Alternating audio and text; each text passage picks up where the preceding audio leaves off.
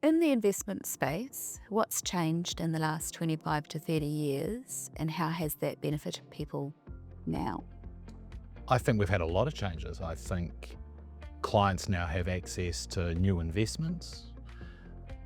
The actual underlying businesses they're investing in have changed in their own rights. We have more government oversight, so investors can feel safer.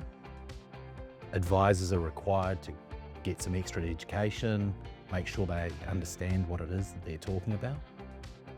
And then there's a whole lot of protection, I guess, that runs with that for the clients in case things go wrong.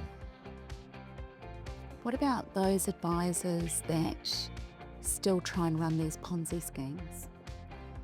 Yeah, I think it's a really difficult part of our market. It remains illegal and always has been illegal. And I don't know if any changes in law will ever fix that.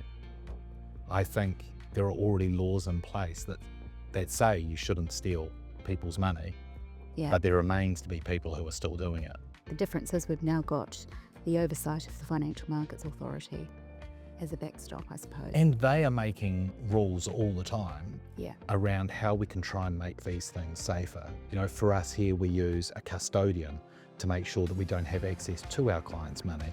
Now, that's a really simplistic way to try and add, I guess, an increased layer of protection. And provide a bit more trust.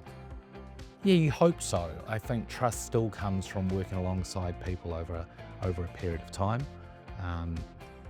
But there is always going to need to be that element, I guess, so people are feeling a bit safer when they dip their toes in the water. What about new technologies that are coming through on a daily basis, it seems? How does that impact people's investments going forward, do you think? Yeah, I think there's two things that come from that. The technology itself for how investors get access to their investments and see what's going on. And then on the other side as well, the types of businesses and assets that they're actually able to invest into. I think fully diversified portfolios work well in the latter there because it allows them access to all those changes that we're currently seeing in the marketplace, whether it's through AI or Uber, these types of businesses. Access is entirely different as well. Yeah. 25, 30 years ago, people had to wait for an annual statement or maybe read the newspaper on a weekly basis to see what was happening with their assets. Nowadays, they've got that information at their fingertips. Yeah, on the daily, on the second.